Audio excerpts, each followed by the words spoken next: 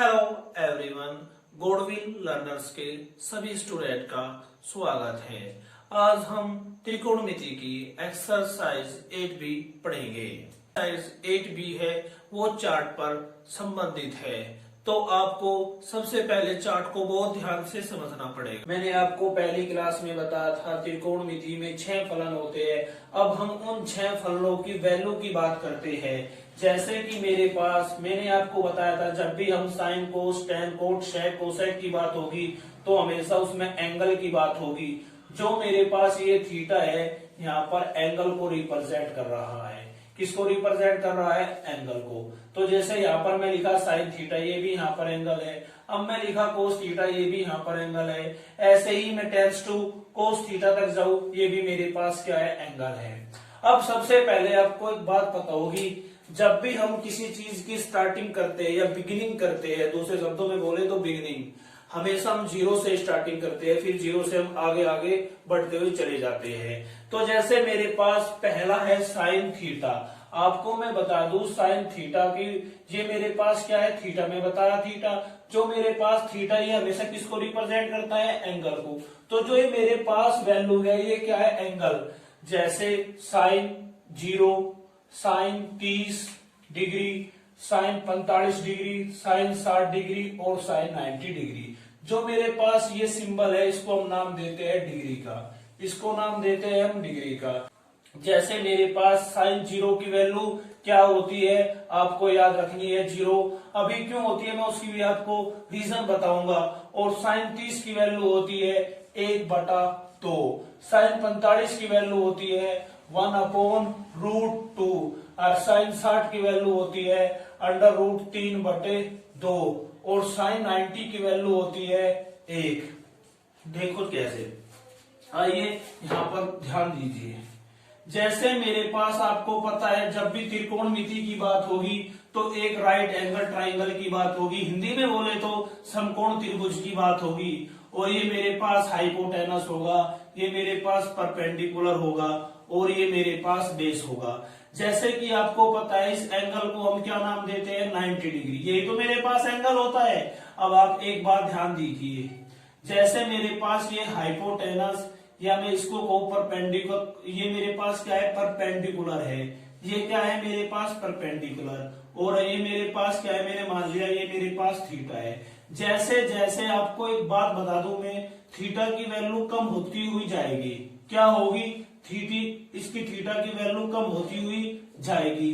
तो यहां से क्या होगा आपको पता, थीटा की वैल्यू एक टाइम ऐसा होगा, अगर मैं हाइपोटेनस और मैं बेस एक ही लाइन पे ले लूं तो यहाँ पर एंगल क्या बनेगा? एंगल बनेगा 0। और आपको पता है जब यहाँ पर एंगल 0 बनेगा तो साइन 0 की वैल्यू क्या होगी? 0 होगी। 0 की वैल्यू 0 होती है। और साइन 30 की वैल्यू 1/2, साइन 45 की वैल्यू 1/√2, साइन 60 की वैल्यू √3/2 और साइन 90 की वैल्यू 1। अब क्या होता है कोस में ये होता है, जो मेरे पास साइन की वैल्यू होती है उसका रिवर्स हो जाती है। दूसरे लफ्जों में बोले तो जो साइन 90 की वैल्यू होती है वो ही कोस 0 की वैल्यू होती है 1। अभी मैं क्या बोला? चल वो पहले उल्टा हो जाता है, तो √3/2, 1/√2, 1/2 और ये आ गई 0। अब मेरे पास जो तीसरा ट्रिग्नोमेट्री फंक्शन है वो है टेन थीटा। आइए देखते हैं टेन थीटा को हम कैसे है। टेन की बात करूं, जो मेरे पास टेन थीटा होता है वो होता है sign theta upon cos theta. और आपको एक बात पता होगा, साइन 0 की वैल्यू कितनी होती है? 0। और कोस 0 की वैल्यू कितनी होती है? 1। और आपको जब आप नंबर सिस्टम पढ़ रहे होगे, जो भी आपको टीचर नंबर सिस्टम पढ़ा रहा होगा तो वो आपको कंप्लीट बता रहा होगा कि 0/1 की वैल्यू कितनी होती है? 0। अगर नहीं पता तो आपको एक बात याद रखना, अगर हम 0 को किसी भी नंबर से भाग दे ले तो हमेशा रिजल्ट 0 ही आता है। इसके बारे में आप डिटेल में नंबर सिस्टम में पढ़ रहे हो। जैसे कि मैं बात करूं tan 30 की, जो मेरे पास tan 30 की वैल्यू होगी वो क्या होगा, sine theta upon cos theta. Sine 30 की वैल्यू कितनी होती है, 1/2, और कोस 30 की वैल्यू कितनी होती है, √3/2। और आपको पता 2 से 2 कैंसिल, तो कितना बचा, 1/√3। तो अभी हमने tan 0 की वैल्यू फाइंड आउट करी थी, वो कितनी थी, 0। और अभी हमने tan 30 की वैल्यू फाइंड आउट करी, वो मेरे पास 1/√3 है। अब मुझे tan 45 की वैल्यू चाहिए, तो आपको देखियो मैं अगर साइन को कोस से भाग दे दूं तो मेरे पास क्या होगा, tan 45 की वैल्यू निकल के आ जाएगी। साइन 45 की वैल्यू 1/2 और कोस 45 की वैल्यू 1/2, तो ये मेरे पास क्या आया, 1। आपको पता होगा अगर कहीं मैं x को x से डिवाइड कर रहा हूं तो रिजल्ट क्या आता है, 1। तो इसको भी आप x मान लो और इसको भी आप x मान लो, क्योंकि दोनों ऊपर नीचे क्या है, सेम है। और जब आप x को x से डिवाइड दोगे तो मेरे पास क्या आएगा, 1। तो यहां से मेरे पास tan 45 की वैल्यू आई कितनी, 1। अब मुझे tan 60 की वैल्यू चाहिए, वही चीज √3/2 साइन 60 की वैल्यू को cos 60 की वैल्यू से डिवाइड कर दो, तो 1/2, 2 से 2 कटा, क्या आया, √3/1। और आपको पता है 1 को किसी भी चीज से भाग दो, रिजल्ट क्या आता है, √3। अब यहां पर आपको नोट करके ध्यान देना है, इंपॉर्टेंट नोट है। क्यों, क्योंकि एनसीईआरटी की बात होगी। एनसीईआरटी यहां से पिछले 10 साल में 4 टाइम क्वेश्चन पूछ चुका है, बहुत इंपॉर्टेंट है, इसको याद रखना। क्यों, क्योंकि ये 1 नंबर में आएगा, जब भी आएगा क्वेश्चन 1 नंबर में आएगा। और आप जो नॉर्मल स्टूडेंट होगा प्लस जो थोड़ा एवरेज स्टूडेंट होगा वो भी इसको हमेशा गलती करके आता है, तो इसे बहुत ध्यान से देखिए। जो मेरे पास tan थीटा होता है, अभी मैंने बताया sign theta upon cos theta होता है। अब लेकिन मुझे वैल्यू चाहिए किसकी, 90 डिग्री की। अब साइन 90 की डिग्री की वैल्यू कितनी होती है, 1, और कोस 90 की वैल्यू कितनी होती है, 1/0। और आपको एक बात याद रखना, जब मैं 1 को 0 से भाग दूंगा तो क्या होगा, अनडिफाइंड। इसको बोलते हैं इन्फिनेटिव। लेकिन क्या है, कुछ बुक में कुछ में चीजों को जो एनसीईआरटी मानता है वो मानता है अनडिफाइंड। अब आपको यहां से एक बात याद रखनी है, जो मैं आपको बता रहा हूं। क्या हुआ 2013 में, क्या हुआ जब 2013 में सबसे पहले ये चीज आई कि आप डायरेक्ट पूछ लिया tan 90 की वैल्यू बताओ। उसमें 4 ऑप्शन थे, उसमें इन्फिनेटिव भी था और अनडिफाइंड का भी ऑप्शन था। तो क्या हुआ, मोस्टली बच्चे इन्फिनेटिव आए टिक करके, लेकिन वो क्या था, गलत। क्यों, क्योंकि एनसीईआरटी जो सीबीएसई पैटर्न फॉलो करता है वो हमेशा अनडिफाइंड मानता है। तो आपको याद रखना, जब भी tan की बात होगी तो tan की वैल्यू हमेशा किस में बात होगी, अनडिफाइंड में। अगर ऑप्शन में अनडिफाइंड नहीं है तो तब आप इन्फिनेटिव लगा के आना। ये डिटेल में चीजें है, ये आपको नंबर सिस्टम में सीखने को मिलेंगे। जब आप नंबर सिस्टम पढ़ रहे होगे तो मैं आपसे रिक्वेस्ट करता हूं नंबर सिस्टम बहुत ध्यान से पढ़िए। तो ये मैं क्या बोल रहा हूं, या तो होगा ये या होगा अनडिफाइंड। और अभी मैंने क्या बताया, जो मेरे पास सबसे पहली क्लास में मैंने बताया था, जो कोट होता है tan का क्या होता है, उल्टा होता है। तो यहां पर क्या होगा, इन्फिनेटिव या अनडिफाइंड, फिर यहां पर √3, फिर यहां पर 1, फिर यहां पर 1/√3, और फिर यहां पर क्या आएगा प्यारे बच्चों, 0। आइए प्यारे बच्चों, हम सेक की बात करते हैं। जो मेरे पास सेक थीटा होता है वो आपको पता होगा कोस का उल्टा होता है। जिसे नहीं पता याद रखना, वैसे मैंने फर्स्ट क्लास में भी बताया था, जो सेक होता है कोस का उल्टा होता है। और आपको पता है कोस 0 की वैल्यू कितनी होती है, 1। अगर मुझे सेक 0 की वैल्यू चाहिए तो मैं 1 का क्या कर दूंगा, उल्टा। और आपको पता है 1 का उल्टा 1 ही होता है प्यारे बच्चों।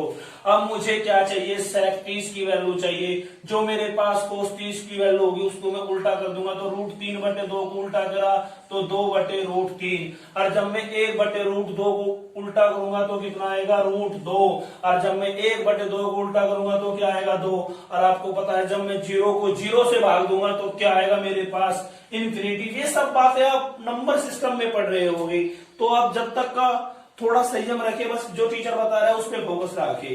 कोस थीटा की वैल्यू क्या होती है, आपको मैंने अभी बताया, इसको उल्टा कर दिए या कीजिए साइन का। जो मेरे पास क्या होगा, साइन का उल्टा होता है। और अभी बात बता, जब मैं 0 को रिवर्स कर रहा हूं, जब मैं 0 को उल्टा करता हूं तो वो रिजल्ट क्या देता है, अनडिफाइंड, सॉरी इन्फिनिटिव। अब इसकी वैल्यू कितनी होगी 2, अब इसकी वैल्यू कितनी होगी √2, और इसकी वैल्यू कितनी होगी 2/√3, और इसकी वैल्यू कितनी होगी 1। ये मेरे पास एक चार्ट था और इस चार्ट में आपको क्या करना है, ये वैल्यू याद रखनी है और मोस्टली क्या है आपको tan की रिजल्ट याद रखना है, साइन कोस और tan। ये पहले 3 आपको रिजल्ट याद हो गए तो क्या है ये एक्सरसाइज आपकी उंगलियों पर हो जाएगी। अगर इस एक्सरसाइज में से एक भी क्वेश्चन आ गया तो वो आपके लिए बोनस होगा, बोनस। आइए प्यारे बच्चों, जो अभी हमने आपको चार्ट समझाया उस चार्ट से संबंधित कुछ क्वेश्चन को सोल्व कर लेते हैं। जैसे कि आपकी बुक में फर्स्ट क्वेश्चन है एक्सरसाइज 8B का, वो कुछ ऐसे है sin 60 into cos 30 plus cos 60 into sine theta की वैल्यू फाइंड आउट कर रही है। जो चीजें ये लिखी होती है ये चीजें मल्टीपल में होती है। मैं आपको फिर बता दूं, जब 2 ट्रिग्नोमेट्री रेशो एक साथ लिखे होते हैं तो वे हमेशा ऑलवेज, जिसको बोले तो ऑलवेज किसमें होते हैं, मल्टीपल में होता है। अब आपको एक बात देखिए, sin 60 की वैल्यू मेरे पास कितनी है। अभी 1 या 2 क्वेश्चन हम इस चार्ट से कर रहे होंगे, फिर आपको क्या होगा, मैं इस चार्ट को रफ कर दूंगा, फिर मैं आपको डायरेक्ट लिख रहा हूँ। अब जैसे मेरे पास वैल्यू की बात हुई किसकी, 60 की, तो मैं क्या करूंगा, मैं यहाँ देखूंगा 60, जो sin 60 के नीचे क्या है √3/2, तो मैं यहाँ पर √3/2 लिख लूंगा, तो ये sin 60 की वैल्यू होगी। अब मैं cos 30 की बात करूं, अब ये क्या है मल्टीपल में, ये हो गया मेरे पास मल्टीपल। अब क्या है cos 30, ये बात हुई cos की, 30 के नीचे कितना है √3/2, तो कितना हो गया √3/2। और फिर सिंबल कैसा है, प्लस का, बोले तो प्लस का। cos 60 की वैल्यू कितनी है, बात किसकी हुई cos की, और मैं जाऊंगा 60 के नीचे क्या है 1/2, तो ये किसकी है 1/2, और फिर क्या है मल्टीपल। sin 30 किसकी बात हुई, sin 30, बोले तो 1/2। और आपको प्यारे बच्चों मल्टीपल तो सब पे आती होगी। जब मैं √3 की √3 में मल्टीपल करूंगा कितना होता है 3, और जब मैं 2 की 2 में मल्टीपल करूंगा कितना होता है 4। फिर क्या है प्लस, 1 की 1 के साथ मल्टीपल करूंगा 1, 2 की 2 के साथ मल्टीपल करूंगा 4, और फिर मैं क्या करूंगा 4 का मैंने एलसीएम लिया, कितना आया 4 से 4 को मैं दूंगा डिवाइड, और जितनी कैरी होगी कितनी 1, और उस 1 की 3 में मल्टीपल होगी कितना आएगा 3, और फिर सिंबल कैसा है प्लस का। फिर 4 को मैं 4 से डिवाइड दूंगा, कैरी कितनी हुई 1, और 1 की 1 में मल्टीपल हुई कितना हो गया 1। जब और उसके बाद मैं 3 को 1 में ऐड करूंगा कितना होगा 4, और मैं 4 को 4 से डिवाइड दूंगा कितना आया 1। तो ये मेरे पास इसका रिजल्ट आ गया, इसकी वैल्यू फाइंड आउट होगी। सो 2 tan 30 upon 1 minus tan square 30 की वैल्यू फाइंड आउट करनी है। अब जैसे मैंने बताया था अभी, ये मेरे पास किस चीज में होता है मल्टीपल में, ये किस में होता है मल्टीपल में। tan 30 बात किसकी हुई tan की, अब मैं जाऊंगा यहाँ पर tan, अब मैं देखूंगा 30, क्योंकि बात 30 हुई, और 30 के नीचे जो tan के सामने लिखा होगा उसकी वैल्यू कितनी होगी 1/√3। अब मेरे पास ये सिंबल है डिवाइड का, 1 माइनस tan स्क्वायर, अब क्या है स्क्वायर, और आपको पता tan 30 की वैल्यू कितनी होती है 1/√3, तो इसका भी स्क्वायर ही हो जाएगा। अब आपको एक बात होगी पता, जिसको नहीं पता याद रखना, जो मेरे पास अगर मेरे पास इस टाइप की कंडीशन है तो हमेशा इस 2 की अपर वाले वैल्यू में मल्टीपल होती है, 2 की 1 में मल्टीपल हुई तो 2, और ये मेरे पास क्या बचा √3। अब आएगा अपॉन 1 माइनस, जब आपको पता है जब मैं 1/√3 का स्क्वायर ओपन करूंगा तो क्या आएगा 1/3। अब आपको एक बात पता होगी प्यारे बच्चों, ये मेरे पास क्या बचा 2/√3, और आपको एक बात और पता होगा, जब मैं इस 3 की ध्यान से देखे, इस 3 की 1 में मल्टीपल करी कितना होगा 3, और जो अपर वाली वैल्यू होती है वो सबट्रैक्ट हो जाती है। 3 की 1 में मल्टीपल करी कितना आया 3, और -1 कितना आया 2/3।